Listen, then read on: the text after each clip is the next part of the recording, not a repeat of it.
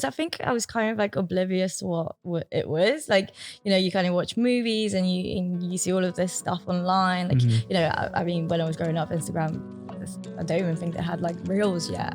Like, so. I didn't have Instagram period growing up, so.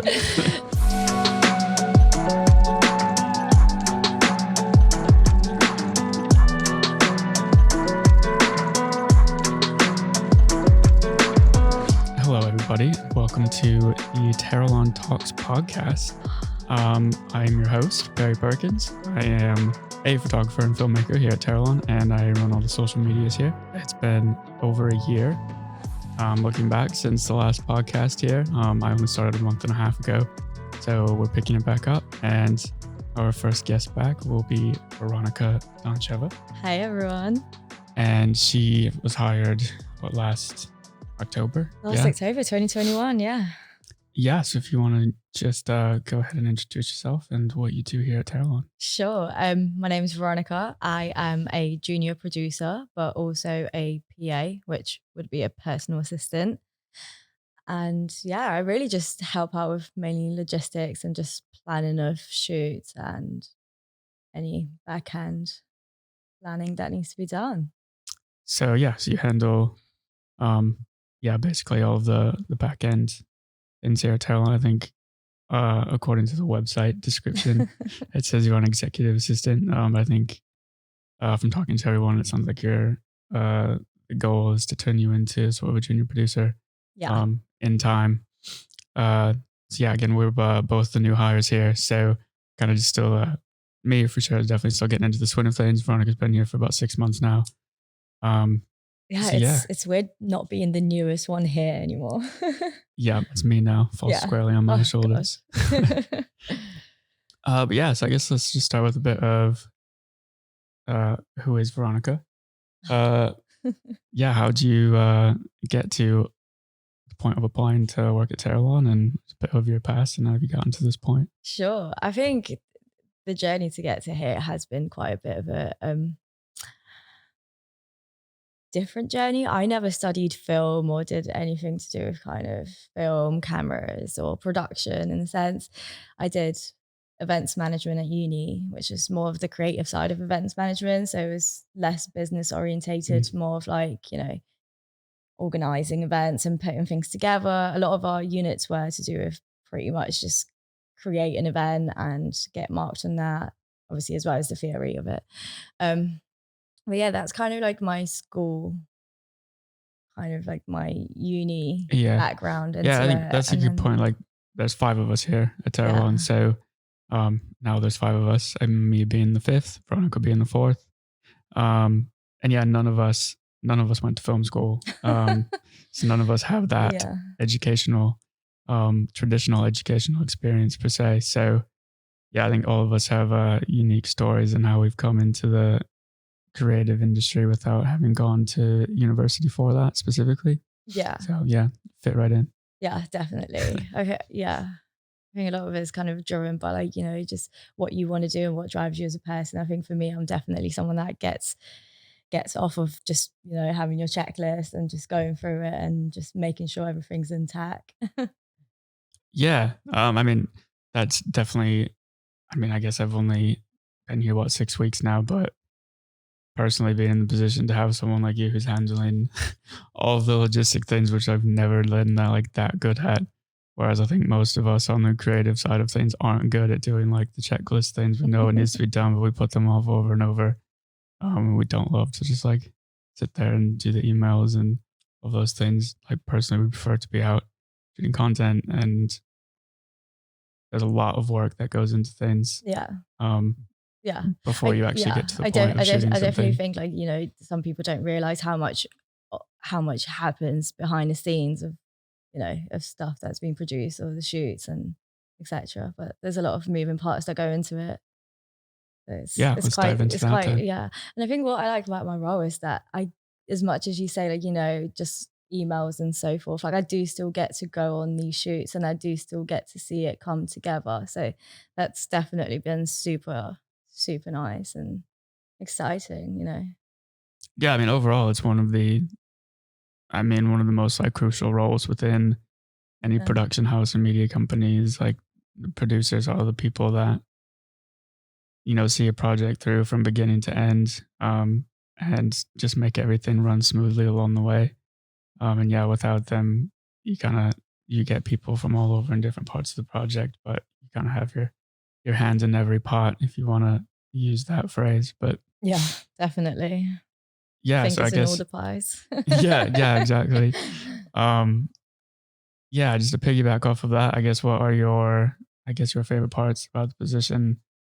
Um, Hmm. I guess anything like Good Teralon question. specific that Yeah, I was just thinking, like, does it always have to be just about the role? Because I think like a main thing is we spend so much time together, and the team is really kind of my favorite part of it. I think, being in an environment where you kind of have that freedom to, just be yourself and share your ideas, and if there's certain projects going on, you can, be like, I really enjoy that. And yes, I definitely like the fact that we are still, as much as we are growing, we are still a fairly small team. And that's definitely like a good part of it.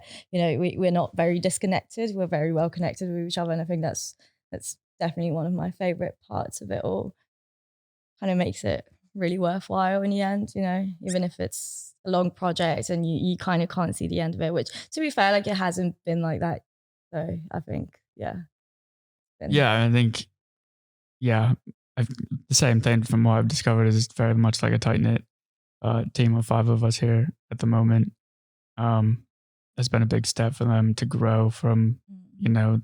the three of them, and then adding two people on in the last year. So Yeah. um, obviously that's quite a big career move, and then just as a company as a whole, but it seems to be um, I guess bringing on bigger and bigger projects because of Oh that. So god, now they yeah, have more of the crew to handle it, and takes a lot of work off of Guy and Julian's plate.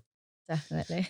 Um, let's take it back to before Teralon. Did you have a job before Teralon? She's only I 23, did. right? Yeah, well, I only graduated in 2019, but since then I've definitely had a few jobs. I did a production freelance kind of production um work. I was a researcher at first and then flown out to location to do kind of APing, which is assistant producing in a sense, but it was also more of just pretty much a runner, I would say. So you would just kind of help out on a shoot, going through the recce days and just, um, yeah, just pretty much in a sense what I do here in terms of making sure things are run by schedule and people are aware of what time they need to be where. Mm. So yeah, that was since when I first graduated, that's when I got my job as a researcher and then went into doing running slash APing. And that was just a job before this one. No, that Was that that your first one that out of was like uni? first after graduating. I'm kind of working backwards. Okay. So how did But yeah, just because you said you didn't go to you went to uni yeah, for what, like event management. I did So go how for did it. you Yeah. go from an event management degree to jumping Well, into production? it was just through connection. So one of my housemates for uni who actually graduated a year before I did. So I continued my uni course for an extra year until I graduated.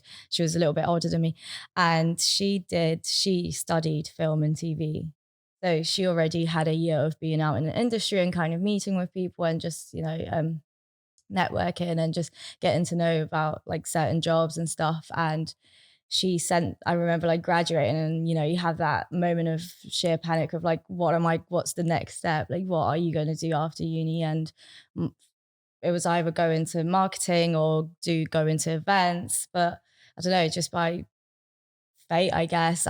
She sent me this job description and I felt like I fitted within it, although I hadn't studied anything to do with cameras, but researching, I didn't need to hold a camera in a sense. So it was Right. more of like the organization side of it. It was pretty much like putting the content together of what's about to go on this episode that's going to be aired. So it was pretty much just very back end and just logistical in that sense. So yeah, I fitted well, did my interview, got the job and worked there for some time. Then, like I said, it was a freelance contract. So once that Mm. ended, I remember it was like on a Friday where my contract was supposed to be my last day. And they were like, oh, what's your passport details? Are you available for the next 2 weeks? Like, do you have work lined up? And I was like, oh yeah, no, like, let's do it. So yeah, it was a pretty quick turnover. And I think with that happening so quickly, I remember sitting down, like we were all out on location. I remember sitting down with the sound guy and the cameraman and just being like, oh, I'm so lucky to be here. And they kind of turned around and they were like, oh no, like luck is only exactly. It was like luck is when opportunity meets preparation or something like that. Yeah, I've definitely And heard that one before. It's a good yeah, one.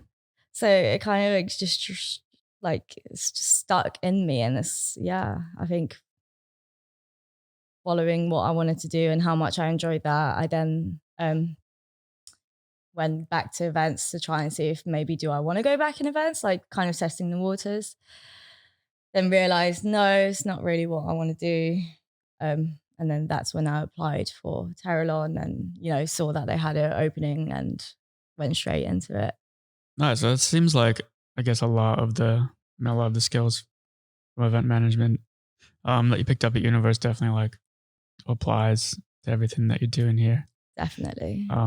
Potentially, like, I mean, events can be really big, but like potentially big scale productions as well have a lot of moving parts, Oh a yeah. lot of things to come together. Yeah. Um, yeah, I guess, have you always had an interest in like production, or did it kind of just really come out of nowhere after university? In terms of production, I think it was definitely that first roles that I had and just, seeing what a production was. No, I definitely remember like there was a period where, yeah, I definitely got it in high school. But in terms of university, like it was videos weren't that huge. Maybe they were. God. But yeah, I definitely didn't understand all of the parts that went into it. And then when I got to see it, I was like, wow, this is a whole new different world and I want to be part of this world. And Mm. yeah, so it was definitely very interesting. And I think that it was after graduating that I realized like this is it. This is kind of what I want to do.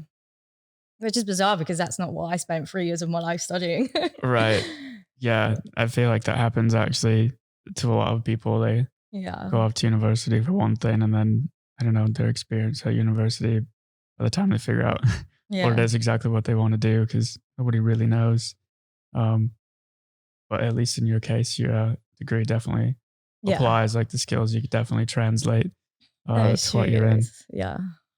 Think the same goes for everyone really, like, just I think also, like, you're so young to make such big decisions about your life, so I think that's why most people just don't they go into uni, they study what they study, but end up going into different career paths and so forth. Yeah, yeah, definitely. I mean, I'll probably never use my degree, so and here we are. What Um, degree was it? It was something was it engineering? yeah, long story, which will be the next podcast. Okay, fine, sorry, I won't But reveal no, anything. essentially, yeah, I went to school for aerospace engineering for 3 years, and then switched out and just got a liberal studies degree because at that point I knew I wanted to go into uh, being a photographer at the time, and then photographer into filmmaking, and then filmmaking into Yeah, where I'm at now. So can't wait to hear that in the next yeah, podcast. yeah, definitely. I'll try to keep that one short, but Okay. it's a bit of a story, I suppose. But yeah, next time. Um, yeah, so I guess just more about like your background, I guess, because you aren't originally from the Yeah. UK, correct? Yeah, I'm not. Well, I'm originally Bulgarian, so that's in Europe. For those that don't know. For you Americans who are watching, that is in Europe. Yeah, so it's kind of eastern parts of Europe. I grew up there, so I'm pretty much that's where majority of my family is from. I came to the UK when I was 11, and that was beginning of well high school, which is also secondary school. So I mean, my school was called a high school, um, but yeah, so yeah, secondary school is what you would say in the UK, and it was in year seven, just yeah, when you're 11. And since then, I've just lived in the UK. I mean, yeah, it was quite a big transition because when I came to the UK, I didn't really speak any English. So Really? yeah, it was kind of like I knew the very basics of saying hi, my name is, but then I didn't know what a surname meant. So when they were asking me like, "Oh, what's your surname? We need to get you in the right tutor class." And I was just kind of like, "Surname? My name's Veronica." Like that's all. Yeah. So it was I have so many stories of times where, like I've just got my words mixed up or something. So Yeah. I definitely think like I've still got a very long way to go in terms of like, picking up the language and just making sure um, I'm well communicated in that sense. But I definitely feel like I've come such a long way for such a short period of time in terms of, just adjusting myself to the UK. I mean, I'm 23 now, so I guess it's not that short of a time, but yeah, it's been a journey. I've enjoyed my journey. I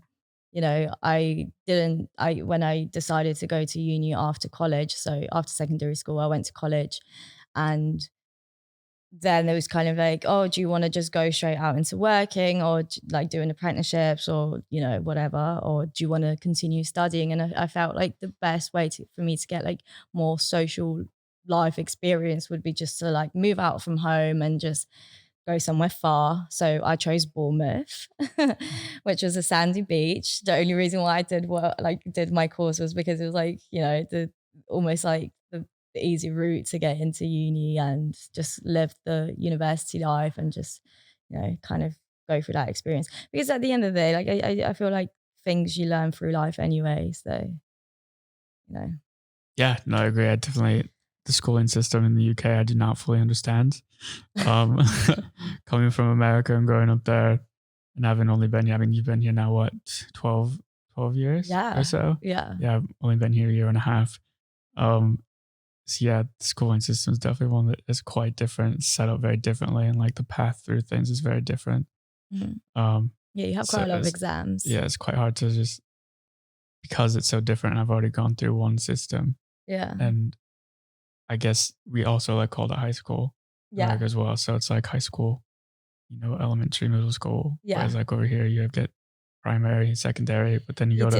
you go to college after secondary, and then Yeah. still go to university after college. Or Yeah. like college is university in America. So honestly, I can't keep up. Yeah, it can be quite confusing. I think the only reason why my school was even called a high school was because it was a performing arts high school, and like that was the whole thing, and it was very like artsy and everything. But yeah, because I had friends who went to secondary schools. And they were like, "Why is your school called a high school?" But yeah, so from Bulgaria, I can't say I've ever even been anywhere near over there. How different is that um, to living in London? Did you grow up in quite a small Yeah. area, or were you in a bigger city? No, we were in a smaller city, and we also like we did like weekends at village, like a nearby village, and then like weekdays I'll live and go to school in the city. So I was pretty much like small town, and yeah, like life out there is just super slow. Like the pace of life is just super slow compared to like a big city like London, and it was definitely like quite of a shock when you come here and everyone's just kind of like rushing around everywhere and like, Yeah, very speedy city. yeah, and there's also like a ton of people. So so yeah, I quite like that though. No, I think maybe because I've grown out of it so much now that I enjoy the business of life. I think definitely like later on in my life I will want to settle down in a Mm. more quieter town. But I think at this point in my life, I'm glad that my parents made the move to come here when they did. I think it was a perfect time. So Yeah, cool. I think yeah, London definitely affords a lot of opportunity. There's never not anything going on, right? Like it's just so busy all the time. There's always something to do. People yeah. tend to get caught up in that sometimes, I think. So yeah, let's jump back to Teralon and like where do you see yourself going from here? Yeah, I think definitely more of like the production side of things. I really am enjoying this, and especially now that we've got bigger projects happening, and we're getting so much external crew involved. Really enjoying getting to know new people and getting to know about like their work. So I want to definitely lean more into the production side of things and just kind of develop in that area. So it's also quite nice like seeing like a you know, producer next to your title. I mean, next to your name. Yeah. So it's quite rewarding, and I definitely do want to continue going down that path. Maybe I'm being a little bit short-sighted here, but I think definitely sticking to the producing side of Mhm. things and just continuing on with that. Yeah, Yeah, it's cool being in a company early enough, where there's only a few of us as of now, with like goals to grow to quite a lot bigger than we are currently. So there's definitely just a line there to progress definitely. into bigger roles and more involved roles, Yeah. and just getting more and more things involved in projects, which will be really exciting in the future. Mhm. Yeah, tell me about your favorite project you've done here so far. There's so many. I think every, from like product shoots down to like, recent shoots that we've did, which are much larger scales. I think now that we've done larger scale productions, love them. Yeah, Just because of all the intricate moving parts of like hiring a crew and like having to get extra kit and like not just using our kit, but also like that enables me like to learn about other kit, like, mhm, about certain cameras that I didn't know. And, just we had a crew come over from the US and just learning about like how the US kind of what their standards of certain kit is and in relation to our standard kits. And like there was this like battery that was quite difficult to sort here. Just so yeah, there's just like all these little fun things. But definitely like the early Huel shoots when I first started, because I feel like those showed me a lot about like the organization side of things. So those are definitely like some of my favorites in terms of like being involved quite early on. yeah. So sounds like I think it's similar for a lot of people. I think the first time they get on a big set, like when we're hiring out a production studio, and you have to bring in crew that you don't always work with, but you're bringing in like specialists in their field and Yeah, people who are assigned to like single jobs. And like when you get to that stage of working on a project, it's a bit eye opening, and it's just really cool to see how all of that comes together behind the scenes and like what's possible when you get to the point definitely. and the budgets of being able to put a crew like that together. I think it's the coolest part of the job is when Yeah, like you're on set yeah, all day and there's just people doing different things all yeah. day. And But also, like, even the shoot that we went to recently, which was the one for working in quantum, like that was pretty interesting. Like, I think, like we sat down with a lady and, interviewing her and kind of seeing her journey within her industry. Like, I found that so interesting. And, her industry is like completely different to what we're yeah, in. very different. So it was kind of like, I remember like reading the leaflets when we got there. It was kind of, like just such a different world. So I really enjoyed that aspect of like being able to go into these, like work with all these different companies which are within different industries and like get to Yeah, see their yeah. life I in a think that's sense. one of the best perks about the job. Really, like Yeah.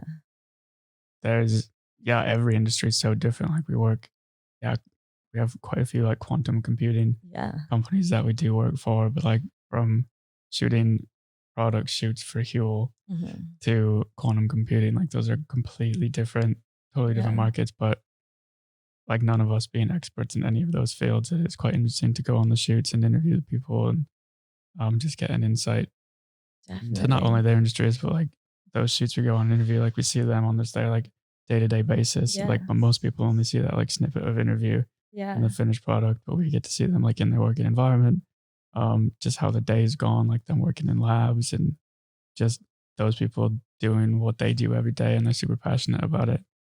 I've always thought that Yeah. I guess is one of the just the coolest things to see like people's passion come out in their projects, because 100%. like we're just like a creative team, right? So we go there to capture Yeah. the best of people, and they're usually super pumped to try and relay that information as best as they can. But yeah, yeah. Because like for us, we do this every day, but for them, we're coming in the one time, and for them, it's like a really cool Yeah. experience. Um, so yeah, it's like it's cool to always just keep that in mind when we go on shoots and when we're like creative planning things. And it's a really big deal for Yeah. most of these companies Yeah. when we're coming in, even though we are used to doing it all the time. Obviously, you come from Oh, Bulgaria, and like one of the biggest perks for me when I applied for the job was because I thought, and it's definitely holding up true, that they're very much involved in projects, not just in London, right? Like, so there's yeah. projects all over the UK, Yeah. travel over Europe, some stuff in America. And that was Like, yeah. a big perk for me when I applied because I think I knew that they would be taking on projects all over. And I wanted to have that travel aspect.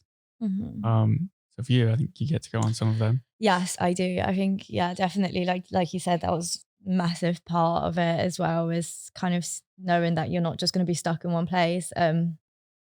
I think the projects that we've had so far, like, I only started a couple months and already we were going out to film out in Dubai, which was like a sporting event. That was, like you're only a month or two into a company and then you're already kind of going away and filming with the whole team. That was pretty exciting.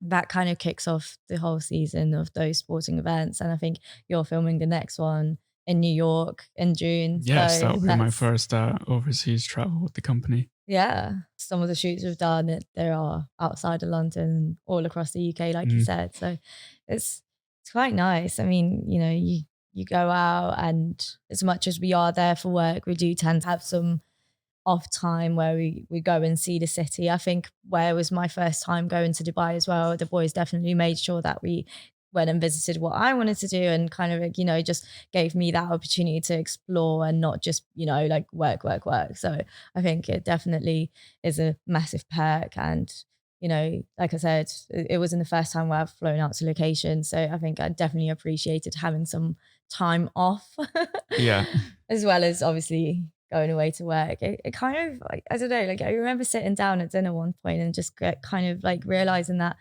even though you're away for work, it kind of gives you a purpose of being away and kind of right, enjoy that more than just going away. I mean, don't get me wrong, I do love going just to like a beach holiday and just sitting at a pool 24/7 and having right. But you having can only do cocktails in that for my so hand. long, right? Before you Yeah. just go crazy. Exactly. Exactly. Yeah, So it's like yeah. traveling with intent, I guess. Yes, that's exactly it. Yeah, Yeah, so big difference there. yeah, huge Yeah, I difference. think that first time people can travel and like when they're doing it for work or doing it or something, it's just like, oh, I'm not just here on a holiday. Yeah, Um, I'm actually like being paid to like yeah, go do my job and get it done just in another location. yeah, But it's really cool to be able for the company as a whole, really to be in a position to be able to do that. Yeah, we've got loads on the plate, hopefully this year. Um, yeah. I think with COVID as well, things are definitely like starting to pick up, and I think that's yeah, that's what's going to make it so much easier to travel and yeah, yeah, definitely. I think people are also kind of itching to travel now as well yeah. because it's been so long since people could do it. Oh my god, You've yeah, kind of been doing it for definitely a while now, but it's been a real pain to get it done. It's a lot easier now to just hop on a plane and go without all the restrictions and restrictions in yeah, place. definitely. So we've got two directors, an editor, you as our logistics backend executive assistant PA, and then me most recently brought on to run social media and to be an extra photographer filmmaker for just basically easing Yeah, some projects off of Julian and Guy. So yeah, um, we're still very much in the stage of like everyone works together. yeah, We're all involved in all the projects. Yeah, without being cliche, like we have definitely formed like the Teralon crew, the Teralon family, whatever you want to call it. And we all work definitely. very well together and we all, shoot ideas off of each other. And I guess that's just kind of how our creative process works at the moment. How important is that to you in your position, knowing that other companies aren't always like that? Yeah, I think massive advantage is the fact, like I think I might have mentioned this earlier, but, like massive advantage would be the fact that we are just you are given that that kind of freedom. Like for example, like when it was the Easter bank holiday, and like I definitely wanted to be able to do something for us before we all part ways for like 4 days. I think it was that bank holiday, and yeah, like just being able to do stuff like that where, in a if say if we were a larger company, then it would, things would have to really be like signed off and you need to have much more there's less flexibility, I would say. This creates a really flexible working environment. Being able to just talk to each other, like turn around and kind of like have a chat with someone. I think that's great. So those are kind of like the advantages of like just the flexibility of it all, and just the fact that, you are connected to someone that you're working with. You're not just, just doing Zoom calls at all times, and you get on with your own work, and that's it. Like, you definitely do things as a team rather than just, your role and that's your role and you just get it done. I think the biggest out of that is just we're almost in the position like obviously we've been hired as part of a team, but Right. we haven't just slotted into something that's already been created. So like our roles are being created as we're working them, Yeah. and we're also like in Yeah. the position to help grow the company, not just do our job, right? No, Like exactly. we have our briefs and our like remits and stuff like that that we need to get done and things they want us to do. There's also a lot of flexibility in there as far as like how we move forward with our positions and Yeah. our involvement. Yeah, all of that Yeah. stuff.